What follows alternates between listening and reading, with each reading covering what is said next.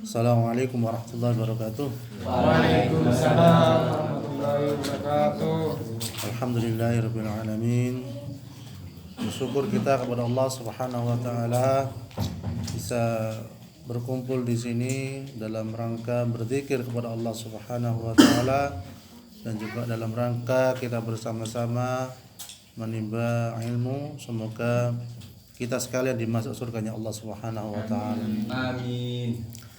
Bapak-bapak sekalian yang dirahmati Allah, ada sebuah kisah yang bisa kita ceritakan kembali bahwa pada suatu malam dalam keluarga yang kurang punya, katakanlah dia punya makanan yang makanan itu hanya bisa dimakan pada malam itu juga ya, dan anaknya 4 sampai 5 ya, tapi karena kemiskinannya dia hanya bisa makan malam itu juga.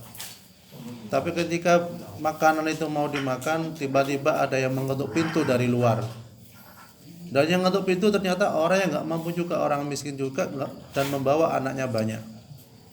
Akhirnya karena kedua orang, suami dan istri ini dan anak-anaknya termasuk orang yang beriman kepada Allah Subhanahu wa taala, si istri bertanya kepada suaminya bagaimana tentang orang yang di luar tadi yang dia juga membutuhkan makanan kita. Akhirnya apa yang terjadi? Dijawab oleh suaminya yang orang yang beriman juga itu tadi, bahwasanya semua makanannya disuruh mengasihkan kepada orang yang di luar sana yang membutuhkan. Dan alhamdulillah sudah dikasihkan, dan malam semakin larut, anak-anaknya menangis minta makanan ya. Akhirnya si suami izin kepada istrinya untuk keluar mencari rizki ya. Akhirnya dia keluar dan kemudian dia menuju ke masjid. Karena orang yang beriman, dia di masjid itu enggak diem, tetapi dia munajat, tahajud ya, beribadah kepada Allah, berdoa kepada Allah dan meminta kepada Allah Subhanahu wa taala agar diberikan rizki. Di waktu yang bersamaan juga ada seorang raja yang mau bertobat kepada Allah Subhanahu wa taala.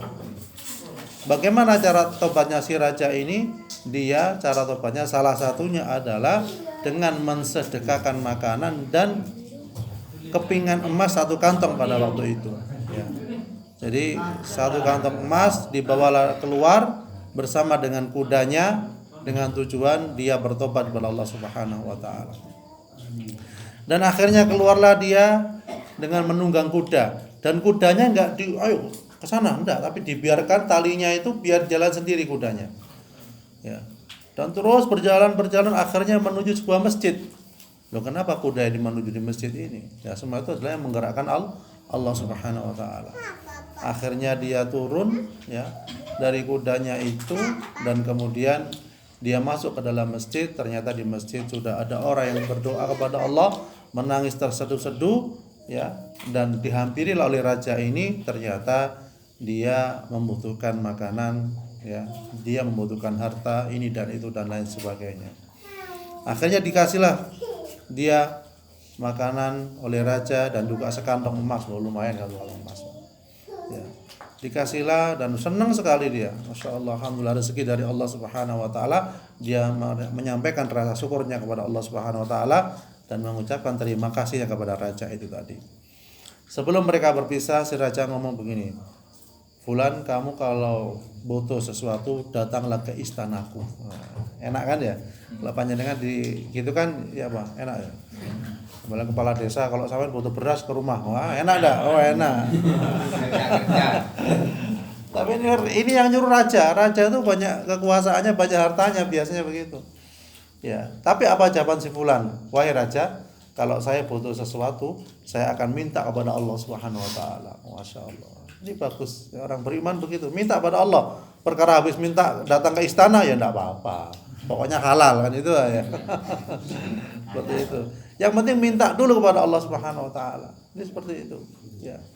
Juga ada kisah yang lain, orang-orang beriman juga. Ada seorang ibu sering datang ke pasar. Jadi dia itu sering ngambil tulang-tulang daging gitu.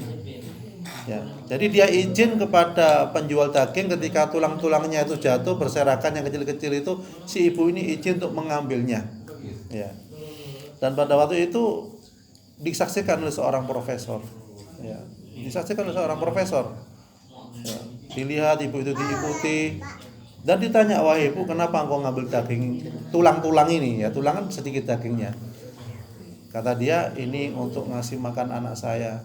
Ya, dia orang tidak punya, kemudian untuk ngasih makan anaknya, kurang lebih anak berapa tuh? 4 atau 6 ya, 6 anaknya. Masya Allah. Ya, tulang-tulangnya yang diambil untuk ngasih makan anaknya dan dia merasa cukup. Ya, ditanya oleh sang profesor, berapa kebutuhan daging untuk keluargamu, kata dia. Orang-orang Arab itu makanan daging itu makanan pokok. Kalau kita beras ya, kita beras atau kue-kue ini cukup kita. Ya. Sana daging, kebiasaan daging. Ya. Ditanyakan berapa kebutuhan daging untuk keluargamu, untuk 6 anakmu ini. Dia katakan dia hanya butuh setengah kilo. Kaget dia, setengah kilo. Masa cukup? Ya. Kalau kita punya beras, sana belum tentu beras. Masa cukup? Nah. Akhirnya apa yang terjadi? Si profesor itu datang kepada tukang dagingnya ini. Dikasih uang, berikan kepada ibu ini 2 kilogram daging. Ya. Dan setiap 4 hari atau seminggunya atau 4 kilogram setiap minggunya. Ya. Akhirnya dikasih, tolong kasihkan selama 1 tahun. Wah, enak. 1 tahun. Oleh profesor di DP setengah tahun. Wah, berapa juta itu. Ya. Masya Allah. Akhirnya si profesor pulang sudah ke rumahnya. Ketika sampai di rumahnya disambut oleh anaknya. Anaknya nggak tahu kalau bapaknya ini ngasih daging pada orang. Anaknya udah melihat ayahnya tuh kok semeringan, kok senyumnya lepas, kok bahagia begitu anaknya melihat. Ya, begitu juga dengan istrinya. Ya, kok bahagia sekali, ada apa? Ya, ternyata dia punya penyakit yaitu jantung. Dan itu harus dioperasi ke luar negeri. Ya. Tapi si profesor ngomong kepada anaknya ini, saya tidak usah operasi sudah. Saya merasa bahagia, saya merasa tenang, saya merasa andai kata saya mukul gunung saya bisa ini. Wah, karena saking enaknya dadanya itu tadi. Yang semulanya sakit jantung kan ngos-ngosan kalau jalan ya, menafasnya tersengal-sengal. Tapi ternyata enggak. Kita harus operasi besok, enggak usah operasi. Saya kok merasa enak, merasa tenang. Nah, itu salah satu adalah obat untuk mengobati diri orang yang sakit, salah satunya adalah dengan sedekah ternyata. Membahagiakan orang lain. Jadi alhamdulillah si profesor tadi diberikan kesembuhan oleh Allah, tidak jadi operasi. Ini kalau operasi jantung itu diring ya, belum lagi ngos-ngosan, kadang kematian mendadak ya, sering gitu ya. Jadi sering kematian akibat jantung itu mendadak. Tiba-tiba habis main banyak, ada seorang teman tuh habis main badminton, duduk sejenak langsung tidak ada. Itu jantung begitu. Karena apa? Jantung pembuluh darahnya ibarat selang. Kalau tersumbat, mampet, akhirnya nggak bisa memompa darah. Jadi mati. Jadi kematian jantung itu kadang kalau orang sakit jantung biasanya rasanya kayak di cekit-cekit sebelah kiri. Mana sebelah kiri? Nah, ini sebelah kiri. Jadi kan lihat nanti kalau ada terasa cekit-cekit itu berarti mulai tanda penyumbatan di jantung. Apa yang harus kita lakukan? Sering makan bawang putih atau bawang putih diiris-iris taruh di gelas, ditutup, diminum. Nah, itu insya Allah salah satu cara untuk membersihkan penyumbatan pembuluh darah. Ini termasuk asam urat, jantung, kolesterol, panjenengan kasih itu. Yang kagetan juga, gampang kaget. Nah, itu bawang putih 1 siung gini diiris-iris, taruh di gelas buat minuman enggak apa-apa. Misalnya panjenengan ke sawah, taruh di botol, diiris-iris bawang putih, taruh di botol, tutup buat minuman di sawah. Kalau darah rendah, campur gula merah kalau darah rendah. Karena Kalau darah tinggi? Darah tinggi tidak usah kasih gula merah, cuma bawang putih aja, bawang putih. Jadi panjenengan masukkan di botol itu tadi, minum dah. Jadi ke sawah minum, di rumah juga ketika minum yang ada bawang putihnya itu enak juga. Nah, itu salah satu cara. Cara yang lainnya juga ketika makan bawang putih dengan telan kayak kapsul gitu bisa. Atau diiris-iris ditelan bisa. Kalau mau besar mau telan ya silakan. Kalau kuat. Itu bagus untuk lambung juga ternyata, banyak pengalaman begitu. Jadi panjenengan mulai sekarang kita beralih ke herbal supaya pengobatan kita nggak banyak mengeluarkan biaya. Ya Pak enggak? Kita banyak mengeluarkan biaya karena nggak tahu. Ya sekarang dalam pengajian kita ini kita kasih tahu satu-satu. Panjenengan laksanakan dulu. Kalau panjenengan sudah melaksanakan, insya Allah ilmu ini kita kasih lagi yang lain. Masih banyak untuk kesehatan di sekitar kita ini. Daun-daunan di sekitar kita ini banyak juga untuk mengobati diri kita sebenarnya. Tapi kita manfaatkan dulu yang ada di dapur. Yaitu apa tadi? Bawang putih. Jadi panjenengan taruh di gelas tiap hari 1 siung bisa. 1 siung atau 2 siung atau 3 siung. Kalau darahnya tinggi 180, 200, ya itu sehari paling enggak 3 siung. Kalau darahnya 150, 2 siung.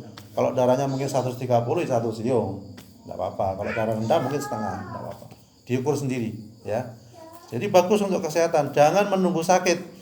Kalau menunggu sakit, habis-habisan kita enggak bisa bekerja. Apa yang kita usahakan selama ini habis untuk berobat, ya apa enggak?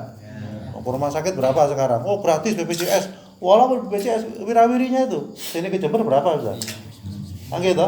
100, 200 begitu ya. Jadi mulai sekarang mari kita bersama-sama berusaha untuk sehat, untuk ibadah kepada Allah, dan insya Allah kita bisa menikmati bersama keluarga kebahagiaan itu, dan insya Allah kita masuk surganya Allah Subhanahu wa taala. A'udzubillahi minasyaitonirrajim. Bismillahirrahmanirrahim. Alhamdulillahirabbil alamin. Allahumma anzil rahmat wal maghfirata wasyafa'ata wa ni'mata ila arwah minal muslimina wal muslimat wal mu'minina wal mu'minat warfa' lahum darajat wa dha'if lahum hasanat wa kafir anhum sayyi'at wa adkhilhum jannata ma'al amin. Ya ayyatuhan nafsul mutmainnah irji'i ila rabbika radiyatan mardiyah fadkhuli fi ibadati jannatin.